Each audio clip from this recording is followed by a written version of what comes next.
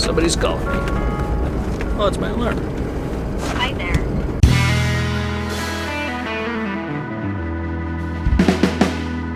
Well, Dad finished up planting corn last night. Today we are gonna switch over the planter to bean plates. I'll show you guys what that means. Dad had to get fuel and he's bringing the planter back from up north. As soon as it gets here, we will go down to the shed and switch out some plates. There's Dad, so let's go get some work done.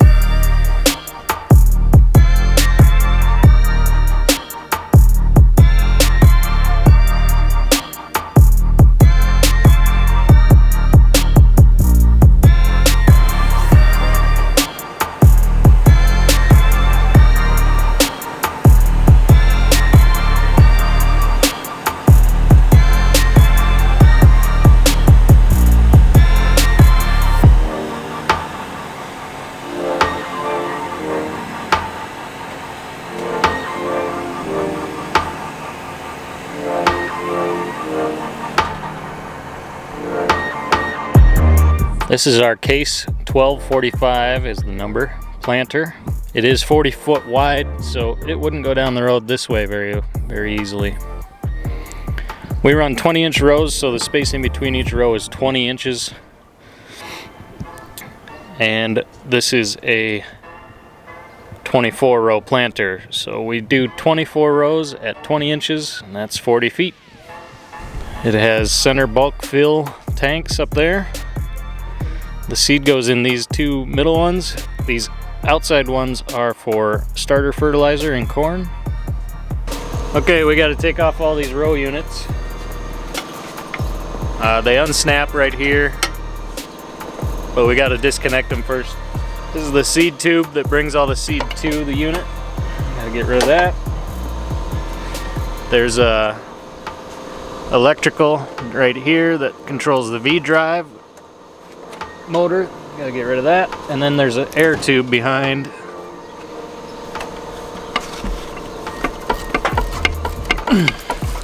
That's hard to take off.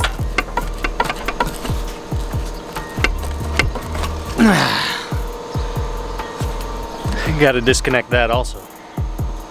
Then the whole row unit comes out. And there's corn in it.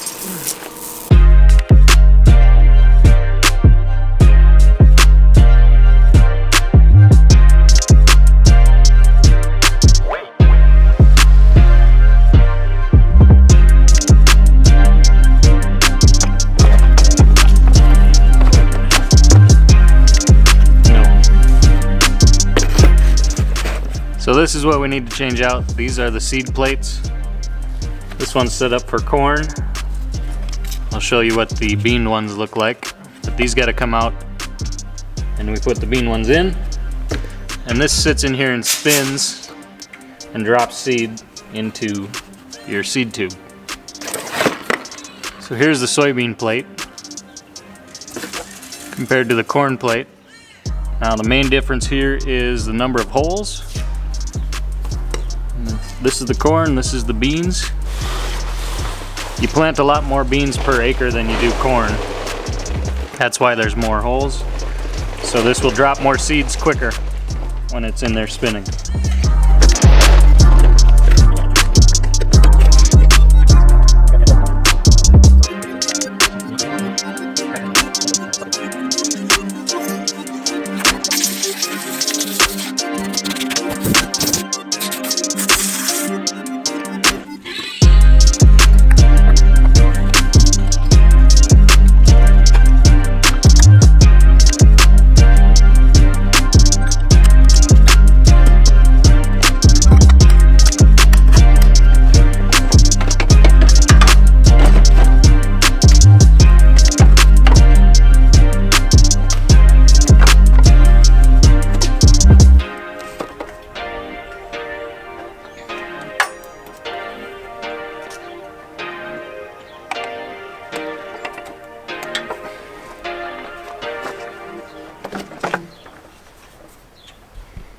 One done, 23 to go. Dad's getting the rest of those plates switched over to beans. I'm gonna take this fertilizer tank back to the elevator. It's theirs, they just let us borrow it. And then I'll hook onto the seed tender. We need that to haul beans, seed beans. And maybe we'll put some beans in the ground today. I know I haven't recorded much planting. It's because I haven't been able to. Dad's been in the planter, he likes planting corn. And that's fine, I gotta be in the field doing tillage. So I haven't got much video of the planter, but what I do have I'll put together and I'll show you guys. I'll explain about the planter a little bit and kind of show you about it. Just dropped off the trailer. Now we are headed back to get hooked on to the seed tender.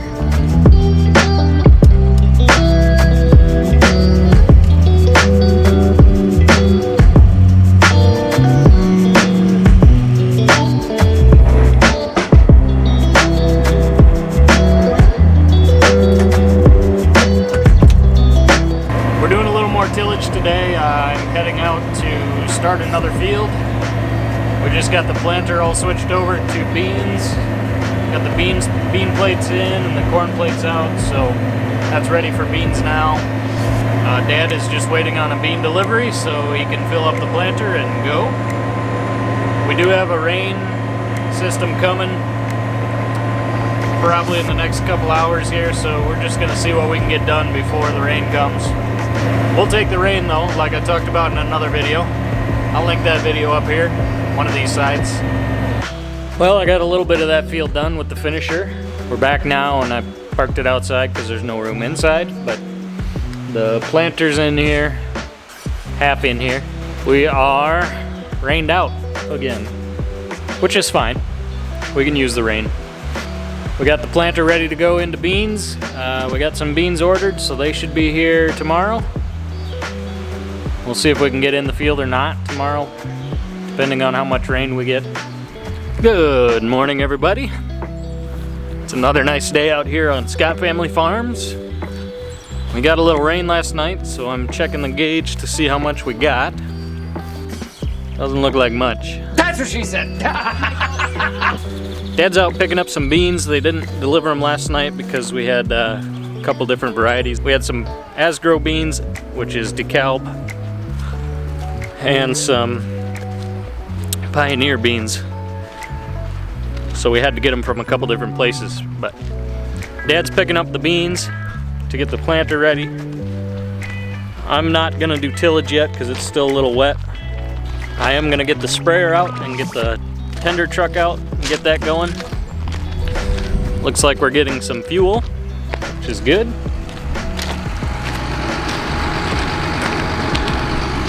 So I showed you guys a little bit about the row unit that drops the seed, but I'll show you what all this other stuff does here. So on the front of the planter, these spin. These are trash rippers, they call them. And they get stuff out of the way as you're going through the field this way. They push stuff out of the way and make a nice clean path for the opening wheels that are the blades, opening blades down here. These spin and they cut a nice trench. The gauge wheels on the side here, they move up and down and they can they kind of guide the whole thing. So behind those, there's this little piece that makes a nice firm seed bottom there and a nice trench. This dirty tube right here is where our fertilizer comes out. Our starter fertilizer will drop into the seed trench in a liquid form. And then right behind that is where the seed drops. We got some dirt built up, which happens. Seed drops out of the planting unit up above, down this tube, right into the trench out of this. And then behind that, these are the closing discs. These discs are offset, which is a Case IH characteristic. And then behind that, we have our packing wheel, which rolls and just kind of packs and closes the seed trench. Now you'll notice there's a rib going right down the middle of this wheel. That puts a nice little line, basically, a little small trench, and that holds a little moisture and that goes right into the seed trench. So it's a pretty complicated process when you break it down. So up here is a cylinder for pressure. That's called delta downforce. This will put pressure on each row unit to keep it on the ground firm. You don't want that row unit bouncing through the field. You want the ground contact firm, and that allows it to do that. A lot of times that down pressure cylinder is actually lifting up because the planter is so heavy that it's putting enough pressure down to keep the row units nice and firm on the ground. On the back of the row unit here, this is your depth control. You can spin this and increase the depth of what you're planting. So corn and beans are planted at different depths, so we have to adjust that every time that we switch over from corn to beans. Up on top here, all these meters and switches are for our fertilizer control. So pretty much everything is adjustable on this planter. You can adjust how many seeds you're dropping per acre. You can adjust the volume of the fertilizer that you're putting down. You can change that. You can adjust the down pressure that the row unit's putting in the ground. You can adjust the depth. You can adjust air pressure on your vacuum. You can make a lot of different changes on this planter, and it's got to be set right, otherwise you're not going to be happy when you harvest your crop. But hopefully that tells you a little bit about it, and maybe we'll get some more video of that coming up. So now that we're into beans, I need to get the sprayer out and get that ready. After you plant beans, you have to put a pre-emerge herbicide down within about 3 days of that planting. You don't want to spray any of this pre-emerge chemical when the seed is out of the ground, when the plant's out of the ground. Otherwise you'll kill it, and that's not what we're trying to do here. I got some things to get out of the way before I can get the sprayer truck and the sprayer out.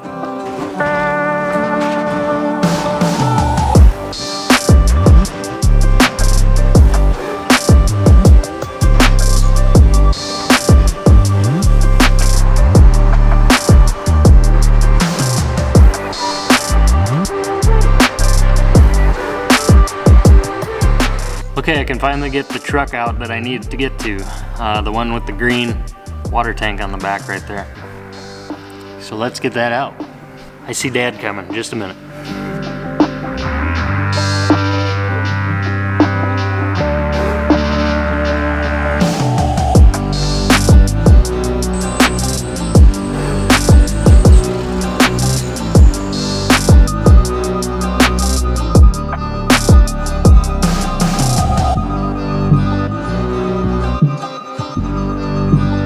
Starting to look empty in here. Just got an old tractor, the Peterbilt, and the corn head, and the forklift. Everything else is outside. So on the sprayer, I need to change the oil. I've got a couple filters I need to put back on the boom, these big ones here. Make sure everything's all shut up and ready to go. Shut up. Change the oil, fill it up with fuel, and get her going.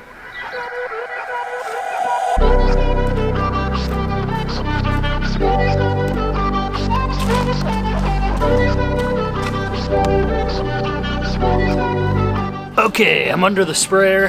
I've got some buckets set up here to catch the oil.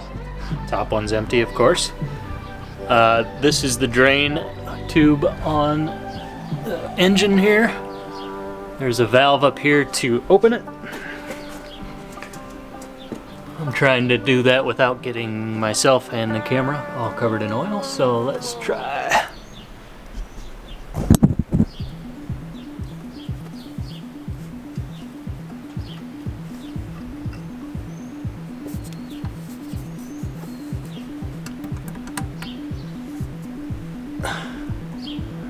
There we go. That is draining. We'll let that go for a while. It's a little windy out. That's why I've got these buckets up so that I don't get oil everywhere on my cement pad out here. We want to catch it and dispose of it correctly, so we do the best we can on that. We're draining, so let's let that drain for about an hour or so to make sure it's empty, and and then we'll refill it. The filter's changed, the oil's drained out of it. It's just slowly dripping under here. I'm gonna let that drip for just a little bit. I'm gonna go eat lunch and then come back out, and that should be done. And then we'll refill it.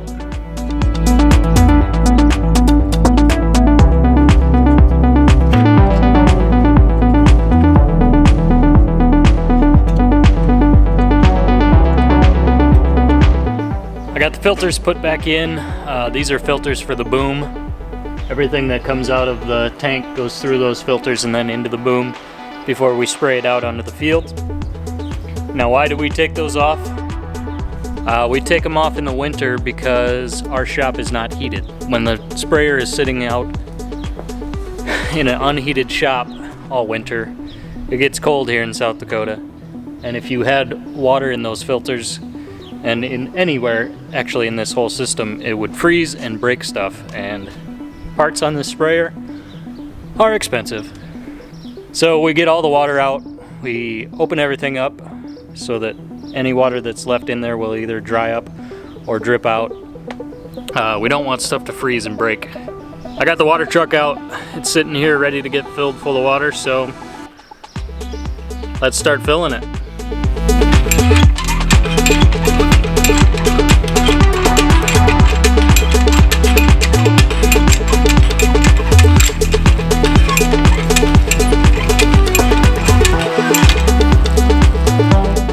That's the old pump. The house right behind it, the shed right behind it here is we call the pump house. Can you imagine if I had to fill a sprayer with that? The sprayer holds 1,000 gallons and the water truck holds about 2,700 gallons of water. So if I had to pump it, I would probably die. I'm winded already. Whew. Okay, before we fill this back up with oil, we got to make sure this valve is shut. Otherwise all the new oil will run out of it. That's shut. And there's a cap that goes on the end of this drain tube. So this just gets tucked up in here somewhere. And sits there. Alright, let's put oil in this.